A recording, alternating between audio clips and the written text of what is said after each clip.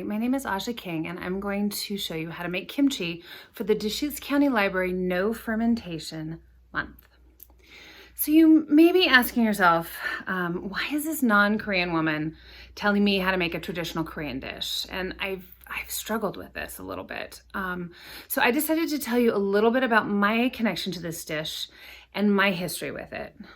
So most cultures have, over the centuries, developed ways of preserving fruits and vegetables by fermentation in order not to starve in the winter. They needed a food preservation method that kept the nutrients vital. So think about sauerkraut or curtido from Central America. Those are some examples of ways people have preserved their fruits and vegetables to just make it last longer. This particular recipe that I'm going to share with you has been in my family for 50 years. I was born in Hawaii, and our neighbor Joyce Nakano, she and her husband were from Japan, and they own the macadamia farm next door. And Joyce taught my mom how to make this quick and easy kimchi. Side note, Joyce kept kimchi in these huge clay pots, submerged in ground in her yard.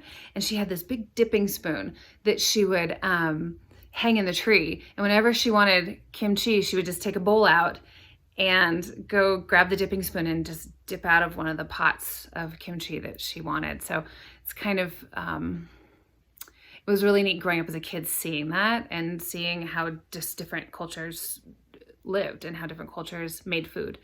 So this recipe isn't traditional in the larger Korean history sense. But in terms of my family's history, and this is our traditional way of preparing kimchi. So it's sort of Korean filtered through Japan, through Hawaii, through California, through the Pacific Northwest. And the bottom line is it's so good. This is such a great recipe.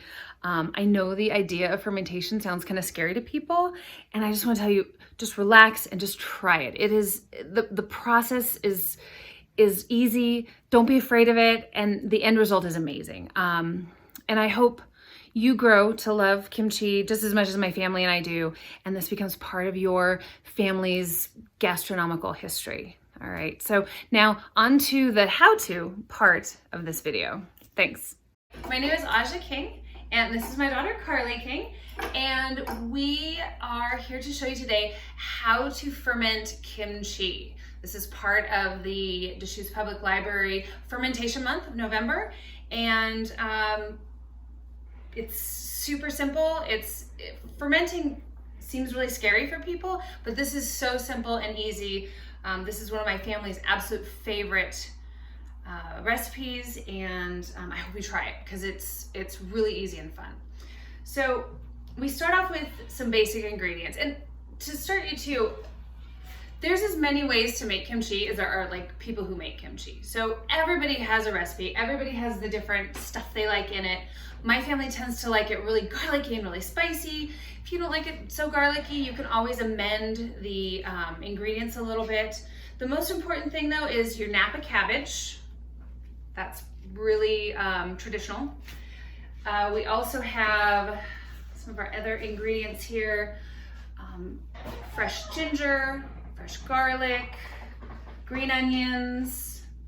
We've got regular onion and several different kinds of chilies. We're also gonna need salt and sugar, and that's it. Oh, one thing I do add, so I do add fish sauce, which is called nampla. It's a fermented fish product. If you wanna make this vegan, you can leave it out.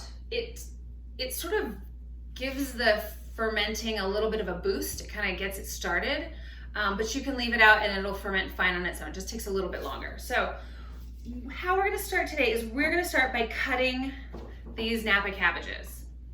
The first thing you're gonna do is get a good knife, and you pull off any gross outer leaves, and I've already done it. These are actually really good looking Napa cabbages. So you're gonna wanna cut it into fourths. So right down the middle, like that, long ways in fourths.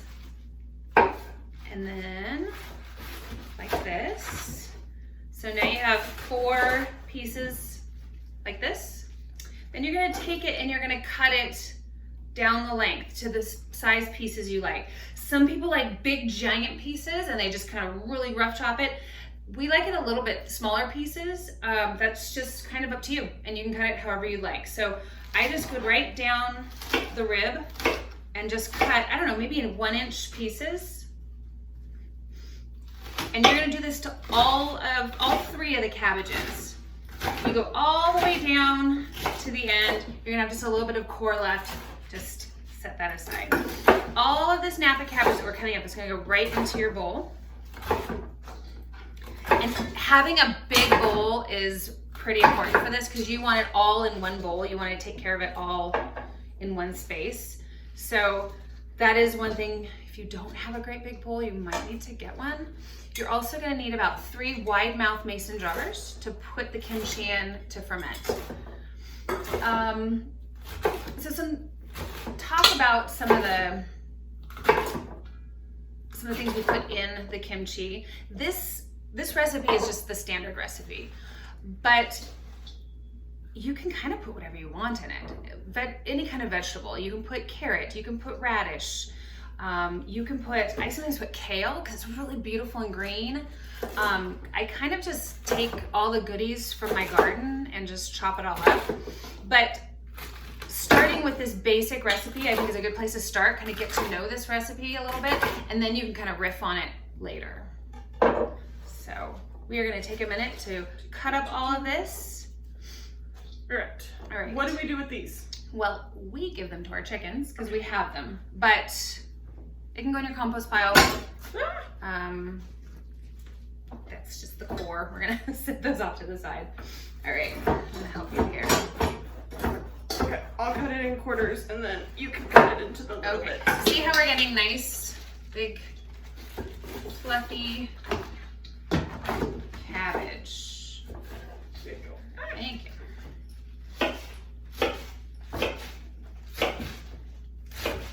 gonna move this so that you can kind of see me chopping. What are the flavor qualities of kimchi, in case I don't know what it tastes like? Oh, that's a great question. So kimchi is salty, spicy, crunchy. It's kind of hits all the flavor notes. It kind of gets funky too, the longer it sits. So yeah, it's everything kind of but sweet, I guess. Okay. It really hits all the flavor notes. It is something that I think takes a little bit of getting used to. If you've never ever had kimchi in your life and you try it for the first time, just sort of right out of the jar, it can be a little bit much for your taste buds. But we put it in so much stuff that we put it in. So what can I put kimchi in? Well, okay, so what is it good for cooking? What is it good for cooking? That's a good question. So when I was a kid growing up in Hawaii, my mom would scramble eggs and put kimchi in our scrambled eggs. You can put, if you chop it up pretty fine, you can also, we make fish tacos, and we make with a little bit of mayonnaise, and we put kimchi and the mayonnaise, and that's the dressing on top of the fish tacos. You can put it right on, like if you have like teriyaki barbecue, you can put it right on the teriyaki barbecue and mix it into the barbecue sauce. Mm-hmm. Adds a little something nice there too. There's lots of things you can do with it. It's not, we eat it a lot just right out of the jar because it's so good. One of my husband's favorite things to make with kimchi is kimchi produces a lot of juice and there'll be a lot of moisture. And if you pour off some of that moisture, it's really good for a dirty martini. So there's all kinds of things you can do. You get creative. So I've heard a lot of like good things about kimchi, that it's good for your stomach. Why is it good for your stomach and what does it do? So the way we're making our kimchi today is we're not heating it up, we're not putting it through a process. So all that good probiotic bacteria remains in the kimchi. And that's just, you know, good for your guts. It kind of helps your gut biome stay natural, stay on course. It's a lot like yogurt and I don't know, some other like, what's that drink that I'm blanking on? Activia or there you go. Like, yeah, one of those. Sorry, that was. I saw the bottle in my head. Yeah, it helps just with keep your stomach working the way it's supposed to, and it creates good bacteria in your digestive system. So the next thing we're gonna do is we're gonna salt the cabbage. We're gonna take kosher salt, and the reason we use kosher salt and not table salt is iodized. The iodine in the table salt restricts the bacteria growth. You don't want that. You actually want this good bacteria to grow. So this is just regular kosher salt. I think you can also use like sea salt as long as it doesn't have anything in it. But kosher salt is cheap. You can find it just about anywhere. So what we're gonna do is we're gonna sprinkle some on. And I don't know, maybe about a half of a cup here. And we're gonna kind of mix it in. This is making a lot of noise. We're gonna mix it in. And then, see, this is why you need a great big bowl. And then we're gonna sprinkle some more on. And just kind of keep mixing this about a half a cup of salt into the cabbage. And why are we salting the cabbage? We're wilting it. This is gonna draw moisture out of the cabbage, so your kimchi won't be super runny, and it'll help the cabbage sort of then soak up all the sauce that we're gonna put with it to make it really flavorful. So yeah, we're just kind of wilting it, getting it some of the water out of the cabbage. So what we're gonna do is, would you give me a plate? Sure. Just a big plate. I'm gonna put a plate on top of this and a little bit of weight, and we're gonna let it sit for 4 hours total. Just put a plate on there. We're gonna put something heavy on here to let it kind of settle. Usually I'll put just some like canned goods on there, soups or whatever. And every hour for the next 4 hours, we'll just stir it up and kind of move it around again. And you'll start to notice a lot of water coming out, and that's fine. That's doing exactly what it should do. But yeah, step one, done. 1 hour later.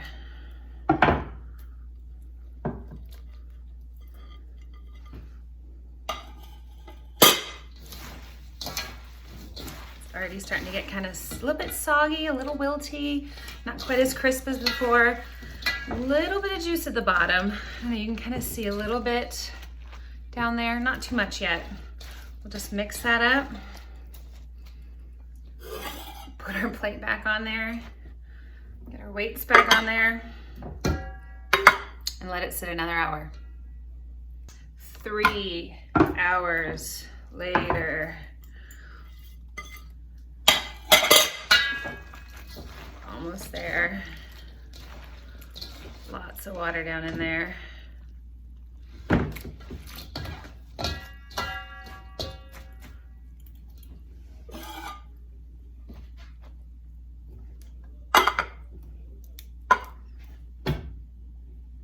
Okay, so this is 4 hours later, and you can see all the water that's come out of this cabbage. It's really wet, and that's okay. The next thing we're gonna do is we're gonna rinse this really well. Fresh water, maybe 2-3 times. Once we've rinsed it, we're gonna wring it out. Watch, see all that water coming out? All that, we're gonna rinse it and squeeze it really hard and get all that water out, and then we're gonna add the rest of the goodies. So give me a minute, I'm gonna rinse this all off, and I'll get right back to you. So we add a bunch of fresh water, and we kind of mix it around and shake it up a little bit, and then we drain it. And then we add more water, mix it up and shake it, and then drain it. And do this 2 or 3 times until most of the salt has been washed away. Okay, so full disclosure, I thought I was recording and I added all these great ingredients, and then I realized I wasn't recording. But I did want to show you these ingredients so you'd know what was in it. We've got our 10 green onions chopped. Pretty not fine, but you know, not too big. We've got 1 whole onion. What I did is I quartered the onion and then I sliced it. So we got these nice slices. I have a teaspoon of cayenne pepper, 3 tablespoons of smoked paprika. Then we've got our garlic, and I do garlic 2 ways. I do slivers and I do it nice and chopped, minced. The reason I do this is because when these slivers ferment, they are so tasty, and it's really fun to kind of fish them out of the jar actually and eat them. That's my husband's favorite part, so I do both. We also have here a tablespoon of minced fresh garlic. We've got 2 tablespoons of sugar, and this is the nampla. This is the fish sauce. This is a fermented product, so it's already fermented. It's fermented fish. If you want to make your kimchi vegan, you don't have to put this in. This just kind of like quick activates your kimchi, makes it, you know, ferment a lot quicker, faster. Plus I like the sort of that, I don't know, that fishy, salty taste it gives. It's what I like. So I also slide in a hot chili pepper. These are dried, 1 into each container. So those are our ingredients. Try to get as fresh as possible. You don't want wilty greens. Please don't use the tube paste garlic. That stuff has oils and it has other stuff in it. Fresher is better for this particular recipe. Okay, and then voila, here it is. All mixed up, all together. This is what it looks like. I know a lot of people are used to seeing kimchi that's really red. This actually reddens up a little bit more, but if you like that really red look to it, you can add more paprika. Go for it. The recipe I give is just a really basic recipe.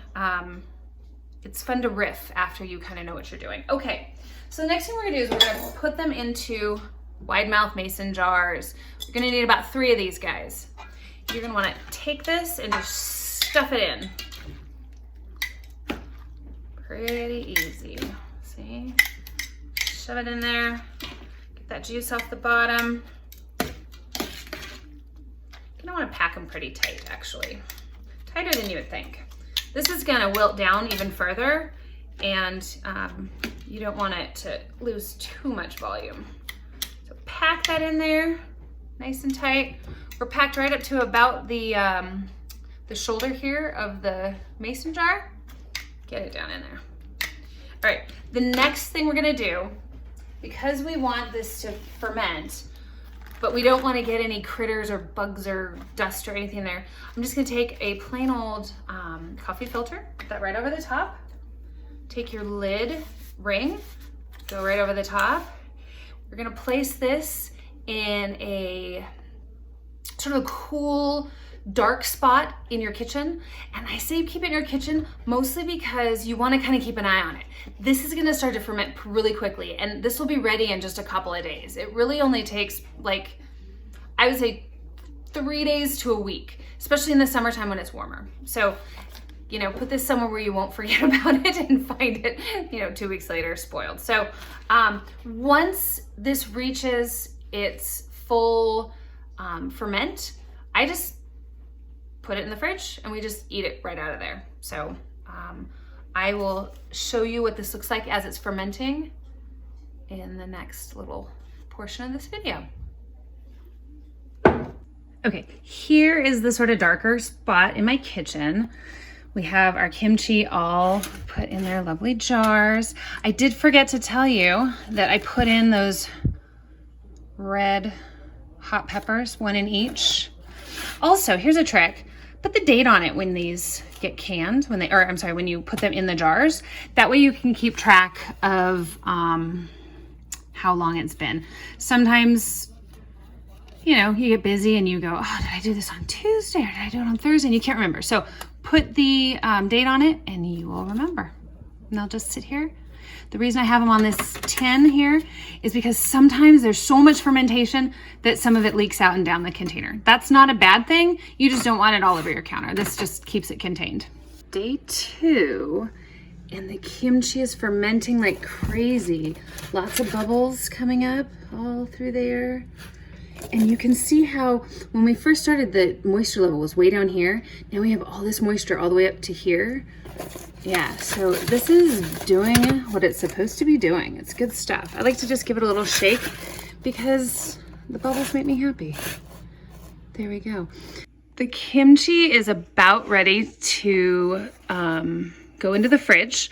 I tasted it, and basically I'm just gonna put a regular lid on top and get it into the refrigerator, and it's ready, it's done. This is 4 days later. Like I said, it takes anywhere from 2 days to a week, just sort of depending on how warm it is. And yeah, it's ready to go.